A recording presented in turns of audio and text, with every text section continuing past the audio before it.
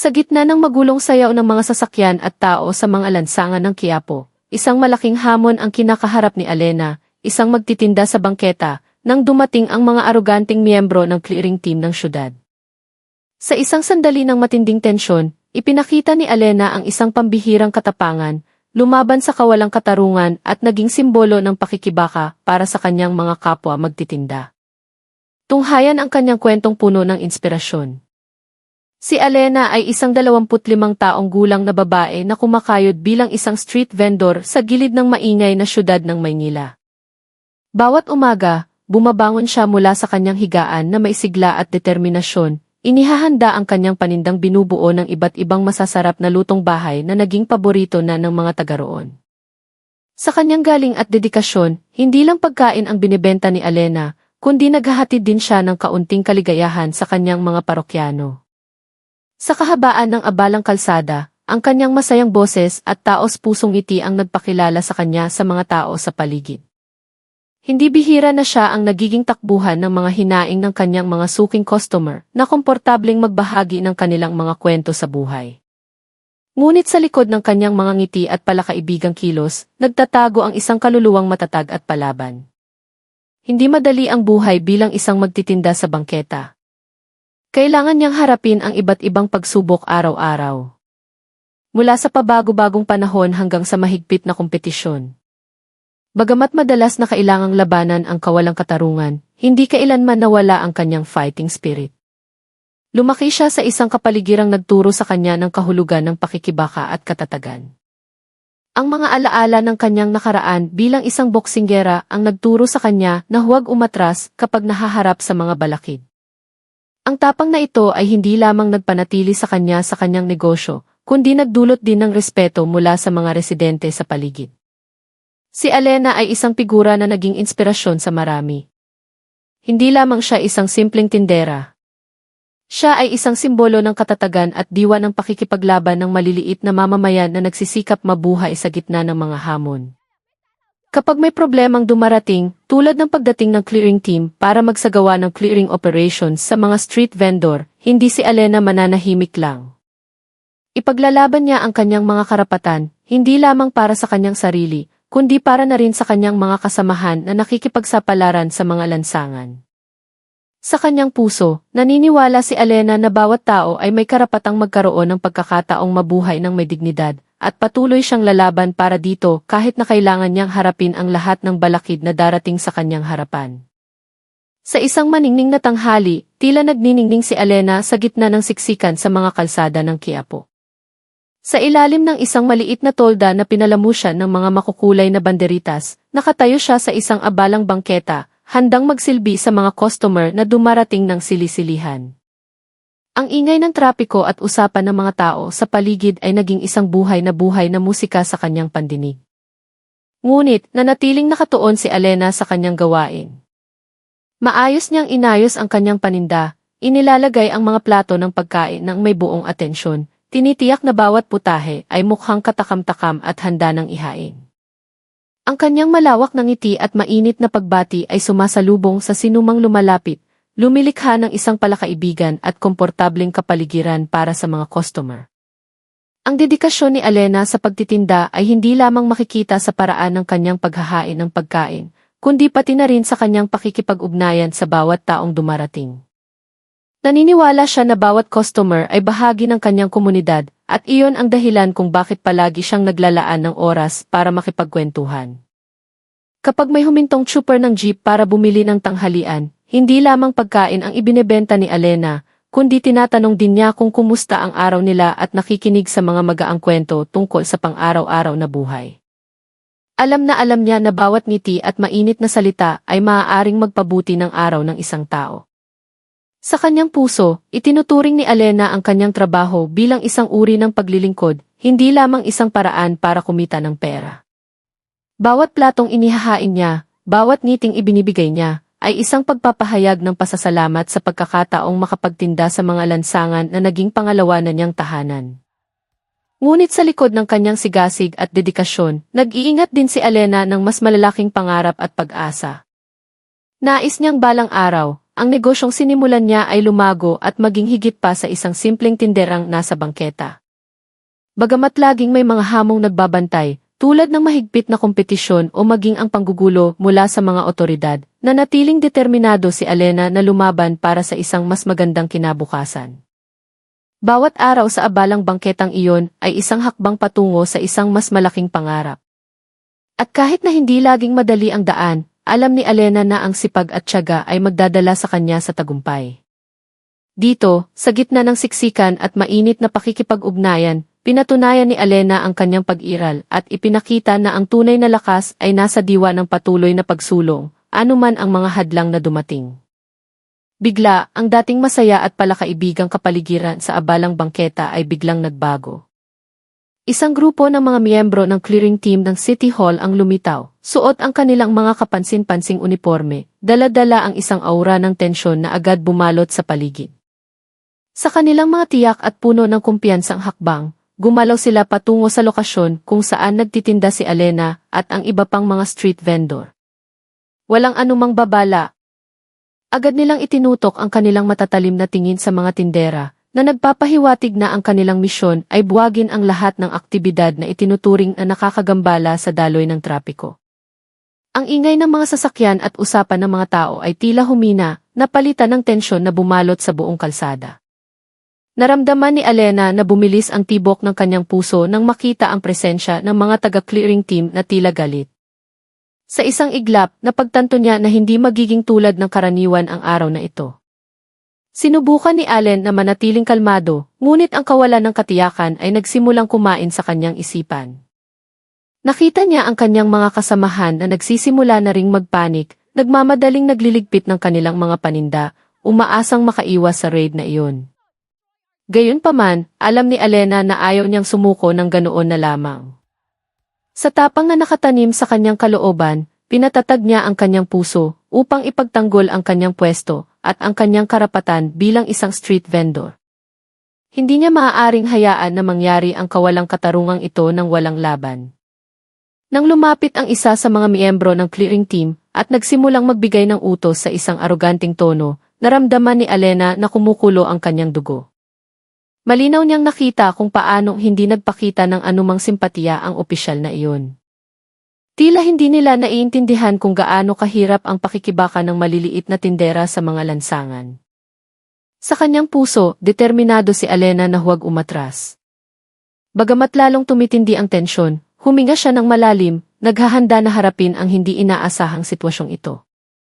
Nang magsimulang magbuhos ng maruming tubig ang mga miyembro ng clearing team patungo kay Alena at sa kanyang mga kasamahan, napahinto sa paghinga ang lahat sa paligid, pinapanood ang sandali na magtatakda hindi lamang sa kapalaran ni Alena, kundi pati na rin sa kapalaran ng buong komunidad ng mga street vendor na lumalaban para sa kanilang mga karapatan.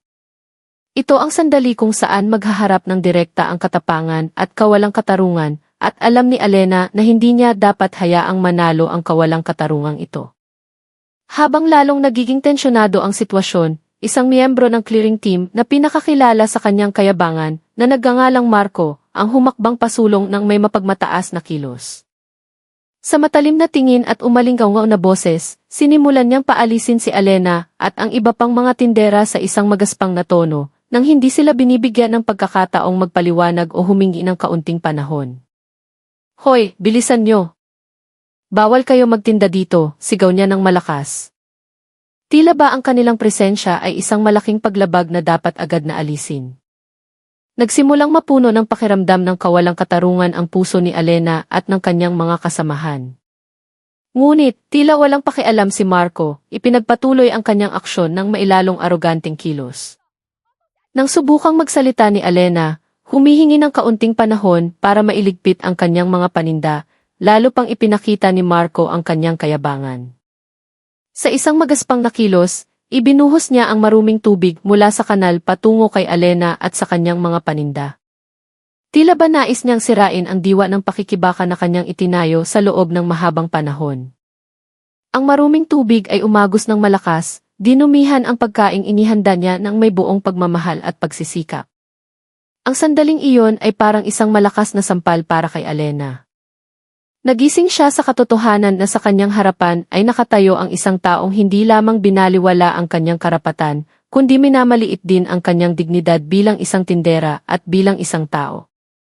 Ang tawanan at kantiyawan mula sa mga kasamahan ni Marco na nanonood sa insidente ay lalo pang nagdagdag sa tensyon, lumilikha ng isang hindi komportableng kapaligiran sa kanilang paligid. Ngunit sa likod ng sakit at nag-aalab na galit, natagpuan ni Alena ang tapang na matagal nang nakatago sa kanyang kalooban. Tinitingnan si Marco sa kanyang mapagmataas na kilos, naaalala niya ang lahat ng pakikibaka na kanyang pinagdaanan at kung bakit pinili niyang magtinda sa lansangang ito. Sa buong tapang, itinaas niya ang kanyang ulo at tiningnan si Marco ng may buong katatagan. Humihingi lang ako ng oras para mailigpit ang lahat ng ito.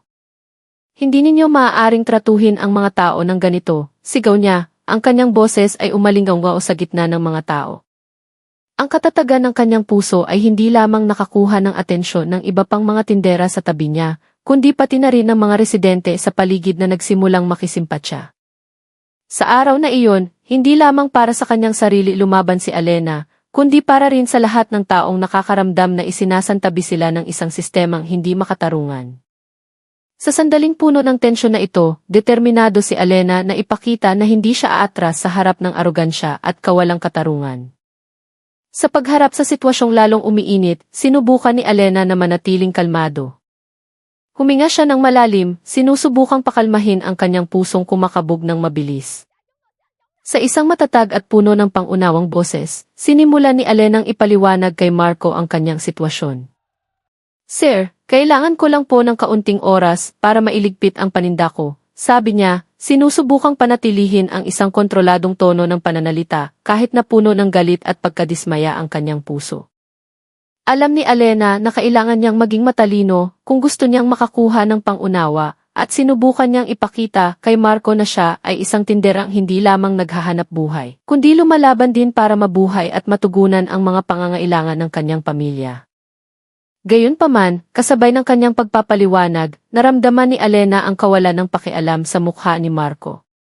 Ang opisyal ay tila hindi pinansin ang kanyang mga salita, sa halip ay ipinagpatuloy ang kanyang aroganting kilos ng mailalong tumataas na tono.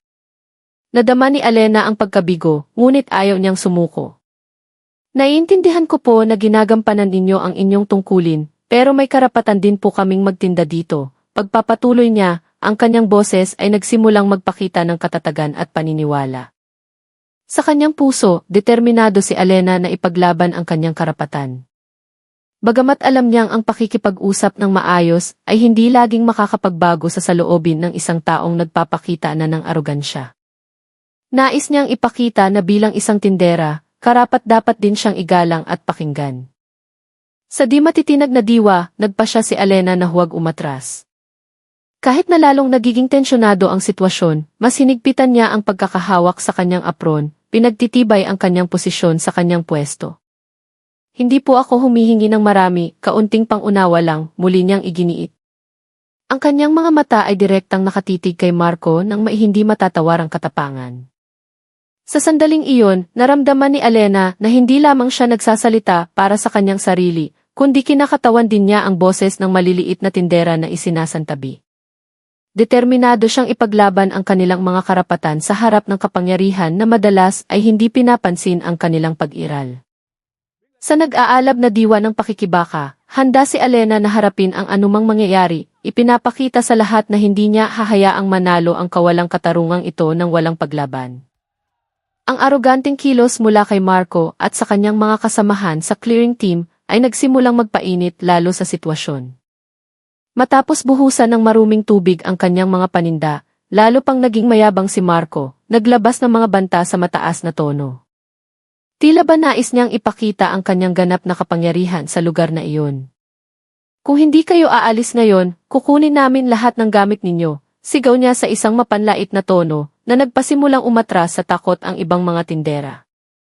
Ngunit, si Alena ay nanatili sa kanyang kinatatayuan, hindi na tinag kahit kaunti. Bagamat nagingit-ngit ang kanyang puso at naninikip ang kanyang dibdib dahil sa pagtrato sa kanya, pinigilan niya ang sarili na agad sumabog. Ngunit sa kanyang kalooban, ang galit ay nagsimulang mag-alab na parang apoy na naghihintay lamang ng tamang oras para magliyab ng maliwanag. Naramdaman ni Alena na siya ay hinamak sa paraan ng pagtrato sa kanya ni Marco. Ang maruming tubig na tumama sa kanyang katawan at paninda ay tila simbolo ng paghamak sa lahat ng pagsisikap na kanyang ginawa sa loob ng mahabang panahon. Hindi lamang siya nakaramdam ng pagkapahiya bilang isang tindera, kundi bilang isang tao. Ang kanyang puso ay kumabog ng malakas nang makita ang pagkaing inihanda niya ng may buong pagmamahal at pagsisikap na ngayon ay kontaminado na ng maruming tubig. Tiningnan niya si Marco nang may mabigat na paghinga, sinusubukang pakalmahin ang sarili. Ngunit ang kilos ng lalaki na patuloy na nagpapakita na wala siyang pakialam, tila pa nga inasisiyahan, ay lalong nagpahirap kay Alena na pigilan ang kanyang emosyon.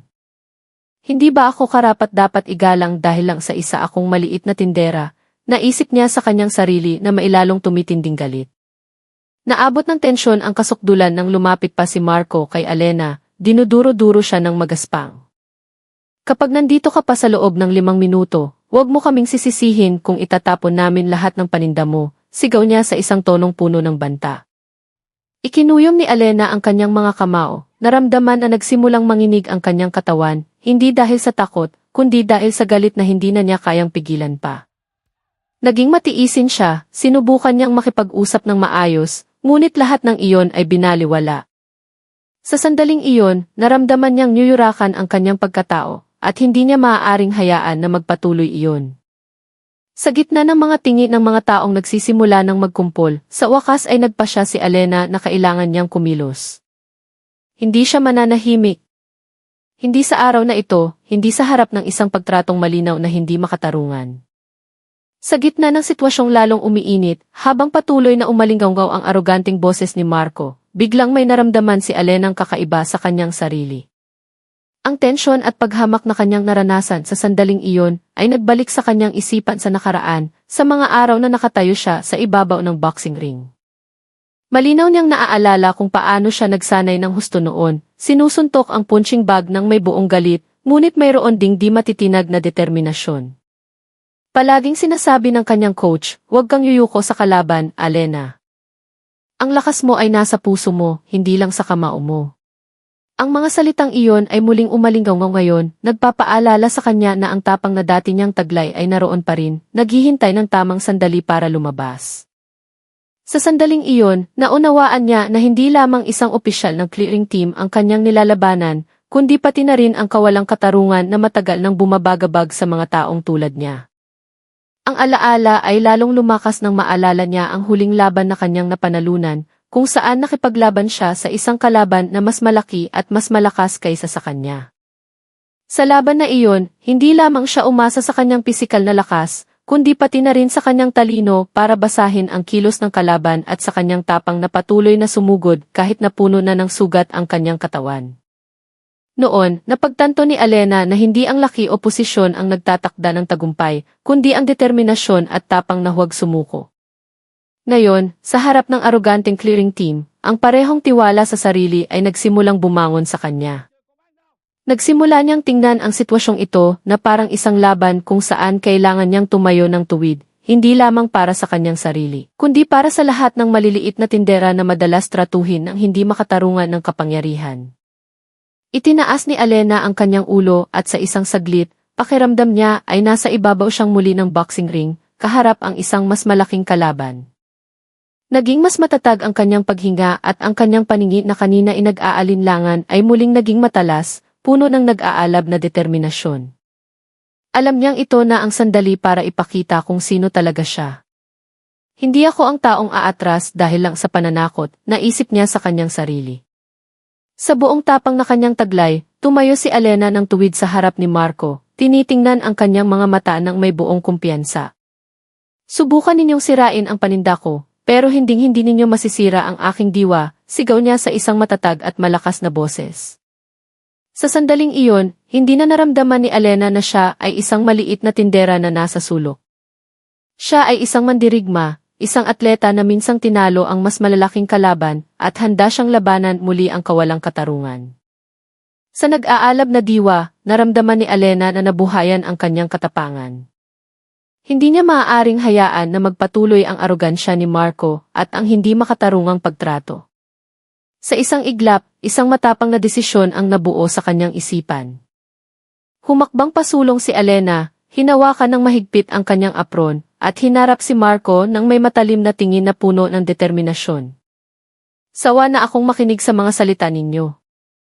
Ngayon, ipapakita ko na hindi ako mananahimik lang, sigaw niya sa isang boses na umalinggaw-ngaw, yumanig sa tensyonadong kapaligiran na dati puno lamang ng mga banta.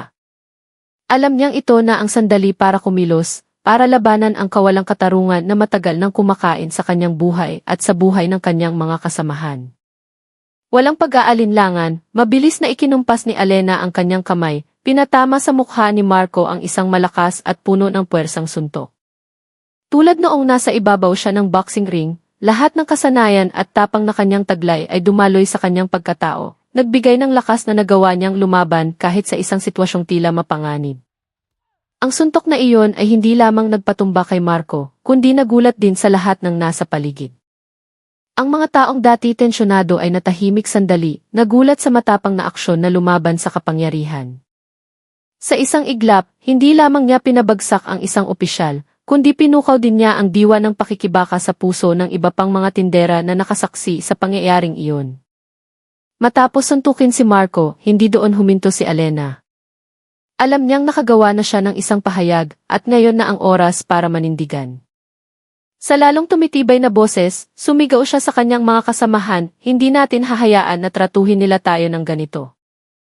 Lahat tayo ay may karapatang magtinda at maghanap buhay sa isang marangal na paraan. Mabilis na lumabas ang kanyang mga salita, tumago sa tensyon na dati bumabalot sa kanila. Nang makita ang katapangan ni Elena, ilang iba pang mga tindera ang nagsimulang tumayo, nagpapalakas ng loob sa isa't isa para lumaban. Sa sandaling iyon, hindi lamang para sa kanyang sarili lumaban si Elena, kundi naging boses din siya para sa lahat ng nakakaramdam na isinasantabi. Sa matapang na hakbang na kanyang ginawa, sinindihan niya ang apoy ng paglaban na mag-aalab sa kalooban ng bawat street vendor sa kahabaan ng kalsadang iyon, pinagtitibay na hindi sila aatras sa harap ng kawalang katarungan. Ang hindi inaasahang pangyayaring iyon ay agad na nakakuha ng atensyon ng mga residente sa paligid na noong una ay mga manonood lamang sa tensyong bumabalot sa mga lansangan. Nang patamaan ni Elena ng suntok si Marco, ang tunog ng pagtama ay bumasag sa katahimikan, pinilit ang lahat na magbigay pansin. Ilang residente ang nagulat, nanlalaki ang mga mata sa pagkakita sa matapang na aksyon na ginawa ni Elena. Ngunit, kasabay ng pagkagulat na iyon, isang pakiramdam ng paghanga ang nagsimulang tumubo sa kanilang mga puso. Sa gitna ng kawalang katarungan na madalas nilang nasasaksihan, ang makita ang isang babaeng lumalaban sa agos at tumututol sa kapangyarihan ay nagbigay ng bagong sigla sa kanila. Tila ba'y muling sinindihan ni Elena ang pag-asa na sandaling namatay. Ilang residente na nakasaksi sa pangyayari ay agad na nagbago ng kanilang saloobin mula sa pag-aalinlangan tungo sa suporta. Sige, Elena, nasa likod mo kami, sigaw ng isang lalaking karaniwang bumibili ng pagkain kay Elena araw-araw. Ang kanyang boses ay dumaloy na parang agos ng ilog na nagbibigay ng positibong enerhiya, nag-udyok ng sigla sa pagitan ng mga tindera at iba pang mga residente. Ang suporta ay nagsimulang kumalat at isa-isa silang nagsimulang sumigaw, nagdaragdag ng lakas para kay Elena sa kanyang pakikibaka. Sa isang iglap, nagbago ang kapaligiran tungo sa isang malakas na pagkakaisa, kung saan lahat ay nakaramdam ng koneksyon sa isang layunin. Labanan ang kawalang katarungan at ipagtanggol ang kanilang karapatan bilang maliliit na tindera sa mga lansangan. Ang mga residenteng dati nanonood lang mula sa malayo ay nagsimulang humakbang pasulong, tumayo sa tabi ni Elena na may mukhang puno ng sigasig at katapangan. Naglakas loob silang ipakita na hindi na sila takot lumaban, na hindi na nila hahayaang yurakan ng kapangyarihang mapang-abuso ang kanilang dignidad. May karapatan din kaming magtinda. Tao rin kami, sigaw ng isang tao mula sa karamihan, sinundan ng mga sigaw na umalingaw-ngaw sa kanilang pagitan. Sa sandaling iyon, hindi lamang naging simbolo ng katapangan si Elena, kundi naging tagapag-isa rin para sa isang komunidad na matagal nang nakakaramdam na isinasantabi. Sa suporta mula sa mga residente, nag-alab ang kanilang diwa ng pakikibaka, handang harapin ang anumang hamon na darating at alam ni Elena na hindi siya nag-iisa sa kanyang laban. Magkakasama, Pinukaw nila ang isang hindi inaasahang kolektibong lakas, ipinapakita na ang kanilang boses ay hindi na kailanman maaaring baliwalain pa. Pagkatapos ng matapang na insidenteng iyon, natagpuan ni Alena ang kanyang sarili sa sentro ng atensyon ng komunidad. Ang balita tungkol sa kanyang kabayanihan ay mabilis na kumalat, hindi lamang sa mga kapwa niya street vendor, kundi pati na rin sa social media at lokal na balita. Ang mga residenteng dati inanonood lang mula sa malayo ay nagsimula ng hangaan ang kanyang katapangan, ginagawa siyang simbolo ng pakikibaka para sa mga isinasantabi. Sa isang ngiting hindi kailanman nawala, tinanggap ni Alena ang mga papuri at suporta mula sa maraming tao. Napagtanto na ang kanyang ginawa ay nagsindi ng diwa ng pakikibaka sa puso ng marami. Ang kanyang katapangan ay hindi lamang nag-inspira sa kanyang mga kasamahang tindera, kundi nagbigay din ng bagong pag-asa para sa mga matagal nang nakakaramdam na isinasantabi at walang boses. Hakbang-hakbang, sinimulan ni Alenang ipaglaban ang mga karapatan ng mga street vendor sa isang mas organisadong paraan. Kasama ang suporta ng komunidad na lalong lumalakas, sinimulan niyang magbalangkas ng mga estratehiya upang ipahayag ang kanilang mga interes. Ang komunidad ngayon ay nagkakaisa, nagsasagawa ng mga regular na pulong upang talakayin ang mga isyong kinakaharap ng mga tindera, mula sa ligtas na lugar ng pagtitinda hanggang sa proteksyon mula sa mga abusadong aksyon ng mga otoridad. Lumabas si Alena bilang isang tagapagsalita, ipinapaabot ang kanilang mga hangarin at pangangailangan sa mga kinaukulang partido. Sa nag-aalab na diwa at malakas na suporta, determinado siyang tiyakin na ang kanilang boses ay hindi lamang maririnig, kundi ipaglalaban din. Ang wakas ng kwentong ito ay hindi lamang tungkol sa katapangan ni Alena sa pagharap sa clearing team, kundi tungkol din sa kung paano pinukao ng katapangan na iyon ang diwa ng pagkakaisa at pagmamalasakit sa komunidad. Sa bawat hakbang na kanyang ginawa, ipinakita ni Alena na ang pagbabago ay maaaring magsimula sa isang taong matapang na lumaban sa kawalang katarungan. Ngayon, hindi na lamang siya isang street vendor, kundi isa na ring leader na nagbibigay inspirasyon sa marami na manindigan at lumaban para sa kanilang mga karapatan. Sa bagong paglalakbay na ito, napagtanto ni Alena na magkakasama, kaya nilang harapin ang mas malalaking hamon at lumikha ng isang mas mabuting kapaligiran para sa lahat ng maliliit na tindera. Sa di matitinag na pangako at katapangan, pinatunayan niya na ang kanilang pakikibaka ay nagsisimula pa lamang at walang sinuman ang makakapigil sa kanilang mga hakbang patungo